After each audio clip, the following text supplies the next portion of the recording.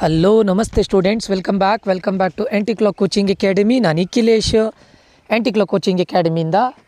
Students ಈಗ engineering, ನಮ್ಮ particularly engineering students ಬಗ್ಗೆ ಮಾತಾಡ್ತಾ ಇರೋದು. ಸೊ ಕೆಲವೊಂದಿಷ್ಟು ಸ್ಟೂಡೆಂಟ್ಸ್ಗಳು ಆಲ್ರೆಡಿ ಫಸ್ಟ್ ರೌಂಡಲ್ಲಿ ಆಗಿರೋ ಸೀಟ್ಗೆ ಚಾಯ್ಸ್ 1 ಮಾಡಿ ಆಲ್ರೆಡಿ ಇದು ಮಾಡಿದ್ದೀರಾ, ಅಡ್ಮಿಷನ್ ತೊಗೊಂಡಿದ್ದೀರಾ. ಕೆಲವೊಂದಿಷ್ಟು ಸ್ಟೂಡೆಂಟ್ಸ್ಗಳು ರೌಂಡ್ 2 ರಿಸಲ್ಟ್ ಬಂದಿದೆ, ರೌಂಡ್ 2 ರಿಸಲ್ಟ್ ನಂತರ ಚಾಯ್ಸ್ 1 ತೊಗೊಂಡು ಅಡ್ಮಿಷನ್ ತೊಗೊಂಡಿದ್ದೀರಾ.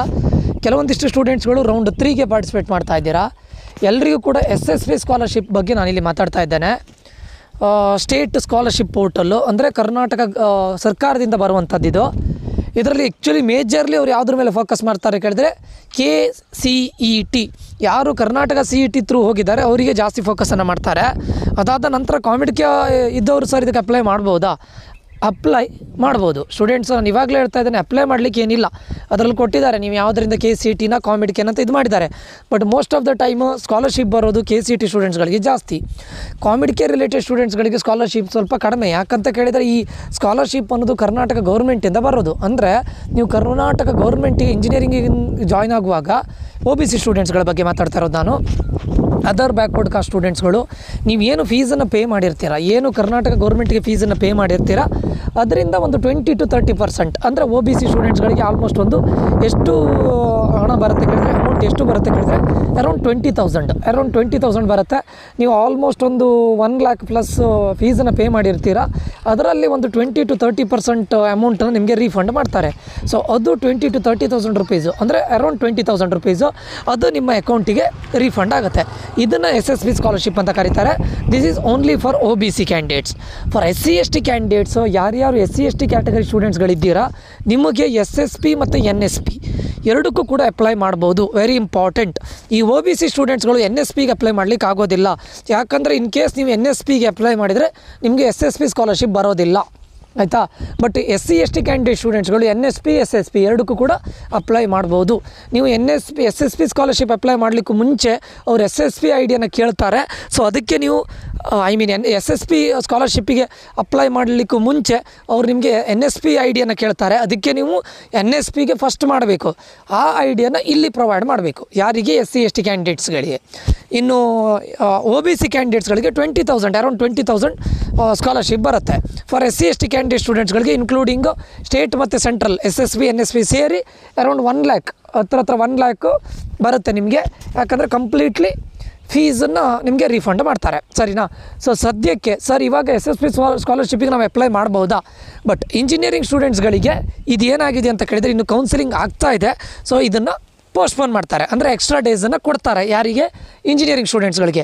ಉಳಿದಂಥ ಅದರ್ ಇಂಜಿನಿಯರಿಂಗ್ ಸ್ಟೂಡೆಂಟ್ಸು ಮತ್ತು ನರ್ಸಿಂಗು ಈ ಥರ ಟೆಕ್ನಿಕಲ್ ಕೋರ್ಸಸ್ಗಳಿದೆಯಲ್ಲ, ಯಾರ್ಯಾರಿಗೆ ಕೌನ್ಸಿಲಿಂಗ್ ಆಗ್ತಾ ಇದೆ, ಕರ್ನಾಟಕ ಸ್ಟೇಟಿಂದ ಕೌನ್ಸಿಲಿಂಗ್ ಆಗ್ತಾ ಇದೆ, ಅವರೆಲ್ಲರಿಗೂ ಕೂಡ ಸ್ವಲ್ಪ ಜಾಸ್ತಿ ಟೈಮನ್ನು ಕೊಡ್ತಾರೆ. ಬಟ್ ಅದರ್ ಅಂದರೆ ಯಾವುದೀಗ BA BCom ಈ ಥರ ಜನರಲ್ಲಾಗಿ ಮಾಡ್ತಾ ಇರ್ತಾರೆ ನೋಡಿ, ಅಂಥ ಕ್ಯಾಂಡಿಡೇಟ್ಸ್ಗಳಿಗೆ ಡೇಟನ್ನು ರಿಲೀಸ್ ಮಾಡಿದ್ದಾರೆ. ಈ ಮಂತ್ ಎಂಡ್ವರೆಗೆ ಇರುತ್ತೆ. ಅಲ್ಲಿದೆ ನೋಡಿ, ಇಲ್ಲಿ ಏನು ಕೊಟ್ಟಿದ್ದಾರೆ, ಹಿಂದುಳಿದ ಕಲ್ಯಾಣ ಇಲಾಖೆ ಮೆಟ್ರಿಕ್ ನಂತರದ ವಿದ್ಯಾರ್ಥಿ ವೇತನಕ್ಕೆ ಅರ್ಜಿ ಸಲ್ಲಿಸಲು ಕೊನೆಯ ದಿನಾಂಕ 30/9/2025. ಇದು ಇಂಜಿನಿಯರಿಂಗ್ ಸ್ಟೂಡೆಂಟ್ಸ್ಗಳಿಗೆ ಅಲ್ಲ, ನೆನಪಿಟ್ಕೊಳ್ಳಿ, ಇದು ಇಂಜಿನಿಯರಿಂಗ್ ಸ್ಟೂಡೆಂಟ್ಸ್ಗಳಿಗೆ ಅಲ್ಲ. ಯಾಕಂತ ಕೇಳಿದರೆ ಇನ್ನು ಕೌನ್ಸಿಲಿಂಗ್ ಆಗ್ತಾ ಇದೆ. ನಿಮ್ಗೆ ಅದನ್ನು ಸ್ವಲ್ಪ ಟೈಮನ್ನು ಎಕ್ಸ್ಟೆಂಡ್ ಮಾಡ್ತಾರೆ. ಯಾಕಂದರೆ ಅದು ನಿಮಗೆ USN ನಂಬರ್ ಬರಬೇಕಿತ್ತು, ಯೂನಿವರ್ಸಿಟಿಯಿಂದ USN ನಂಬರ್ ಬರಬೇಕು. USN ನಂಬರ್ ಕೊಟ್ಟಿದ್ದಾರಾ ಇಲ್ವಾ, ಮತ್ತು ನೀವು ಕಾಲೇಜಿಗೆ ಅಡ್ಮಿಷನ್ ಆಗಿರೋದು ಅಲಾಟ್ಮೆಂಟ್ ಆರ್ಡರ್ ಬೇಕು, ಅದೆಲ್ಲ ಬಂದ ಮೇಲೆ ನಿಮ್ಗೆ ಇದಕ್ಕೆ ಅಪ್ಲೈ ಮಾಡಲಿಕ್ಕೆ ಆಗೋದು. ಸದ್ಯಕ್ಕೆ ನಿಮಗೆ SSP ಸ್ಕಾಲರ್ಶಿಪ್ಪಿಗೆ ಅಪ್ಲೈ ಮಾಡಲಿಕ್ಕೆ ಆಗೋದಿಲ್ಲ. ಯಾವ ಇಂಜಿನಿಯರಿಂಗ್ ಸ್ಟೂಡೆಂಟಿಗೆ ಕೂಡ ಸದ್ಯಕ್ಕೆ ಅಪ್ಲೈ ಮಾಡಲಿಕ್ಕೆ ಆಗೋದಿಲ್ಲ. ಸೊ ನಿಮ್ಗೆ ಯಾವಾಗ ಓಪನ್ ಆಗುತ್ತೆ, ಎಷ್ಟು ದಿನದವರೆಗೆ ಟೈಮ್ ಇದೆ, ನೀವು ಅಡ್ಮಿಷನ್ ಆದಮೇಲೆ ಯಾವಾಗ ಮಾಡಬೇಕು, ಅದೆಲ್ಲದನ್ನು ನಾನು ಅಪ್ಡೇಟ್ ಮಾಡ್ತೇನೆ, ಸರಿನಾ. ಅದು ಪ್ರಾಸೆಸ್ ಏನು, ನೀವು ಆಲ್ರೆಡಿ ಈಗ ಪೋರ್ಟಲಲ್ಲಿ ರಿಜಿಸ್ಟರ್ ಮಾಡಿ ನಿಮಗೆ SSP ID ಇದ್ದರೆ ಆಯಿತಾ, ಅದನ್ನು ನೀವು ಎಂಟರ್ ಮಾಡಬೇಕು. ಸೊ ಈಗ PUCಗೆ ನೀವು ಇನ್ ಕೇಸ್ ಇದಾಗಿದ್ದರೆ ನೀವು ಆಗಿ ಕ್ರಿಯೇಟ್ ಮಾಡೋ ಅಗತ್ಯ ಇರೋದಿಲ್ಲ. ಇಲ್ಲಿದೆ ನೋಡಿ, ಹೊಸ ಖಾತೆಯನ್ನು ಸೃಷ್ಟಿಸಲು ಇಲ್ಲಿ ಕ್ಲಿಕ್ ಮಾಡಿ. ನೀವೀಗ ನನ್ನ ಪ್ರಕಾರ ಯಾರ್ಯಾರು PUCಲಿ ಅಪ್ಲೈ ಮಾಡಿದ್ದೀರಾ ಅವರಿಗೆ ಆಲ್ರೆಡಿ ಇರುತ್ತೆ, ಅಕೌಂಟ್ ಇರುತ್ತೆ, ನೀವು ಇದ್ರ ಮೇಲೆ ಕ್ಲಿಕ್ ಮಾಡೋ ಅಗತ್ಯ ಇಲ್ಲ. ಎರಡನೇದಿದೆ ನೋಡಿ, 2025-26ನೇ ಸಾಲಿನ ಮೆಟ್ರಿಕ್ ನಂತರದ ವಿದ್ಯಾರ್ಥಿ ವೇತನಕ್ಕೆ ಅರ್ಜಿ ಸಲ್ಲಿಸಲು ಇಲ್ಲಿ ಕ್ಲಿಕ್ ಮಾಡಿ ಅಂತ ಹೇಳ್ತಾ ಇದ್ದಾರೆ. ಓಕೆ, ಅಂದರೆ ಈಗಾಗಲೇ SSPಯಲ್ಲಿ ಖಾತೆ ಸೃಷ್ಟಿಸಿರುವ ವಿದ್ಯಾರ್ಥಿಗಳಿಗೆ, ಅಂದರೆ if you already have account in SSP ಸ್ಕಾಲರ್ಶಿಪ್ಪಿಗೆ PUCಲಿ ಅಪ್ಲೈ ಮಾಡಿದರೆ ಅಂಥ ಸ್ಟೂಡೆಂಟ್ಸ್ಗಳು ಆಲ್ರೆಡಿ ಅಕೌಂಟ್ ಇರುತ್ತೆ, ಅವರು ಎರಡನೇದಕ್ಕೆ ಕ್ಲಿಕ್ ಮಾಡಬೇಕು.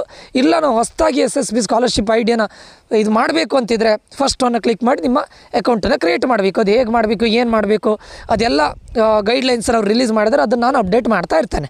ಸರಿನಾ? ಸ್ಕಾಲರ್ಶಿಪ್ ರಿಲೇಟೆಡ್ ವೀಡಿಯೋಸನ್ನು ನಾನು ಮುಂದೆನೂ ಕೂಡ ಮಾಡ್ತಾ ಇರ್ತೇನೆ, ಅಂದರೆ ಅಪ್ಲೋಡ್ ಮಾಡ್ತಾ ಇರ್ತೇನೆ. ನೀವು ಇಲ್ಲಿಗೆ ಇದು ಮುಗಿಯೋದಿಲ್ಲ. ನೀವು ನಮ್ಮ ಚಾನಲ್ಗೆ ಸಬ್ಸ್ಕ್ರೈಬ್ ಆದರೆ ನಿಮಗೆ SSB ಸ್ಕಾಲರ್ಶಿಪ್ ರಿಲೇಟೆಡ್ ಬರುತ್ತೆ. ಒಂದನೇದು. ಎರಡನೇದು ರಿಲೇಟೆಡ್ ಎಲ್ಲದು ಬರ್ತಾ ಇರುತ್ತೆ. ಎರಡನೇದು VTU. ನಾನು ಏನು ಮಾಡ್ತಾ ಇದ್ದೇನೆ ಕೇಳಿದ್ರೆ VTU ವೆರಿ ಇಂಪಾರ್ಟೆಂಟು. ಪಾಸ್ಟ್ 5 ಇಯರ್ಸ್ನ ಕ್ವಶನ್ ಪೇಪರ್ನ ನಾನು ನಿಮ್ಗೆ ಇದು ಮಾಡ್ತೇನೆ ಆಯಿತಾ.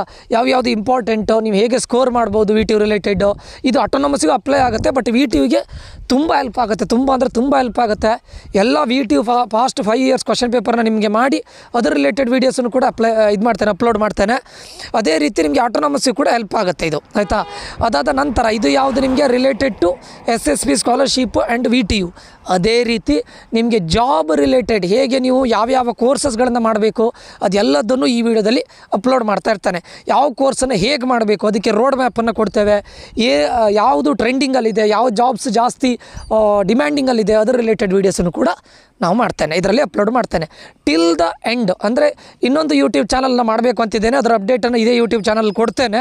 ಅದರಲ್ಲಿ ನಿಮಗೆ ಫ್ರೆಷರ್ಸ್ ಇಂಟರ್ನ್ಶಿಪ್ ಇರ್ಬೋದು, ಜಾಬ್ ಓಪನಿಂಗ್ಸ್ ಇರ್ಬೋದು, ಅದನ್ನು ಹೇಗೆ ಅಪ್ಲೈ ಮಾಡ್ಬೋದು, ಮತ್ತು ಆ ಜಾಬಿಗೆ ಪರ್ಟಿಕ್ಯುಲರ್ಲಿ ನೀವು ಎಲ್ಲಿಂದ ರೆಫರ್ ಮಾಡ್ಬೋದು ಅದು ಎಲ್ಲದರದ್ದು ಲಿಂಕನ್ನು ಕೊಡುವಂಥ ಇನ್ನೊಂದು ಯೂಟ್ಯೂಬ್ ಚಾನಲನ್ನು ಕೂಡ ಸ್ಟಾರ್ಟ್ ಮಾಡ್ತಾ ಇದ್ದೇನೆ. ಸೊ ಅದನ್ನು ಕೂಡ ಇದರಲ್ಲಿ ಅಪ್ಡೇಟ್ ಮಾಡ್ತೇನೆ. ಯಾವ ಯೂಟ್ಯೂಬ್ ಚಾನಲು ಅದನ್ನು ಇದೇ ಯೂಟ್ಯೂಬ್ ಚಾನಲಲ್ಲಿ ನಾನು ಅಪ್ಡೇಟ್ ಮಾಡ್ತೇನೆ. ಅದನ್ನು ಫಾಲೋ ಮಾಡಿದರೆ ನಿಮಗೆ ಜಾಬ್ ರಿಲೇಟೆಡ್ ಇರ್ಬೋದು, ಇಂಟರ್ನ್ಶಿಪ್ ರಿಲೇಟೆಡ್ ಇರ್ಬೋದು, ಕೋರ್ಸ್ ರಿಲೇಟೆಡ್ ಇರ್ಬೋದು, ತುಂಬ ವಿಷಯಗಳು ಅಪ್ಡೇಟ್ ಆಗ್ತಾ ಇರುತ್ತೆ, ಆಯಿತಾ. ಸೊ ಕೆಲವೊಂದಿಷ್ಟು ಸ್ಟೂಡೆಂಟ್ಸ್ಗಳು ಏನು ಮಾಡ್ತಾರೆ, ಕೌನ್ಸಿಲಿಂಗ್ ಆದ ನಂತರ ಚಾನಲ್ಗೆ ಅನ್ಸಬ್ಸ್ಕ್ರೈಬ್ ಮಾಡ್ತಾರೆ. If you are willing to unsubscribe, ನೀವು ಅನ್ಸಬ್ಸ್ಕ್ರೈಬ್ ಮಾಡ್ಬೋದು. ಬಟ್ ತುಂಬ ವಿಷಯಗಳನ್ನು ನೀವು ಇದು ಕಳ್ಕೊಳ್ತೀರಾ, ಆಯಿತಾ. ಸೊ ಇದು ಜಸ್ಟ್ ನಿಮಗೆ ಬಂದಿರೋ ನೋಟಿಫಿಕೇಷನ್ನ ಓದಿ ಹೇಳುವಂತಹ ಚಾನಲ್ ಅಲ್ಲ.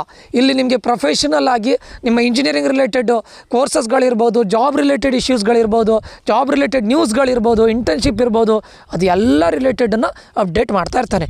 ಇದೆಲ್ಲ ಅಪ್ಡೇಟ್ಗಳು ನಿಮಗೆ ಆನ್ ಟೈಮ್ ಬರಬೇಕು ಅಂತಿದ್ರೆ ಈ ಯೂಟ್ಯೂಬ್ ಚಾನಲ್ಗೆ ಸಬ್ಸ್ಕ್ರೈಬ್ ಮಾಡಿ. ಮುಂದೆ ನಿಮಗೆ ಇಂಟರ್ನ್ಶಿಪ್ ಜಾಬ್ ರಿಲೇಟೆಡ್ಗೆ ಸಪ್ರೇಟ್ ಆದೊಂದು ಯೂಟ್ಯೂಬ್ ಚಾನಲ್ನ ಮಾಡ್ತೇನೆ, ಅದರ ರಿಲೇಟೆಡ್ ನ್ಯೂಸನ್ನು ಇದರಲ್ಲೇ ಅಪ್ಡೇಟ್ ಮಾಡ್ತೇನೆ ಫಸ್ಟಿಗೆ, ಆಯಿತಾ. ಸೊ ಇದಿಷ್ಟು ಈ ವಿಡಿಯೋದಾಗಿದೆ. SSB ಸ್ಕಾಲರ್ಶಿಪ್ ಇದು ಇನ್ನೇನಾದರೂ ನ್ಯೂಸ್ಗಳು ಬಂದರೆ ಖಂಡಿತ ನಾನು ಅಪ್ಡೇಟ್ ಮಾಡ್ತೇನೆ. ಎಲ್ಲದೂ ಅಪ್ ಟು ಡೇಟ್ ಇರುತ್ತೆ. ನೀವು ಪ್ರಾಪರಾಗಿ ಈ ವಿಡಿಯೋವನ್ನು, ಈ ಚಾನಲನ್ನು ಫಾಲೋ ಮಾಡ್ತಾಯಿದ್ರೆ ನಿಮ್ಗೆ ಎಲ್ಲದೂ ಕೂಡ ಅಪ್ ಟು ಡೇಟ್ ಸಿಗುತ್ತೆ, ಸರಿನಾ. ಇದಿಷ್ಟು ಈ ವಿಡಿಯೋದಲ್ಲಾಗಿರುತ್ತೆ. ಈ ವಿಡಿಯೋ ಇನ್ಫಾರ್ಮೇಟಿವ್ ಆಗಿದೆ ಅಂತ ಅಂದ್ಕೊಳ್ತೇನೆ. ಇನ್ಫಾರ್ಮೇಟಿವ್ ಆಗಿದ್ದರೆ ಲೈಕ್ ಮಾಡೋದನ್ನು ಮರಿಬೇಡಿ, ಶೇರ್ ಮಾಡಿ, ಸಬ್ಸ್ಕ್ರೈಬ್ ಮಾಡಿ ಅಂತ ಹೇಳ್ತಾ ಮುಂದಿನ ವಿಡಿಯೋದಲ್ಲಿ ಮತ್ತೆ ಸಿಗ್ತೇನೆ. ನಾನು ನಿಖಿಲೇಶ್ ಸೈನ್ ಆಫ್ ಆಗ್ತಾ ಇದ್ದೇನೆ. Until that, love you all, bye, take care students.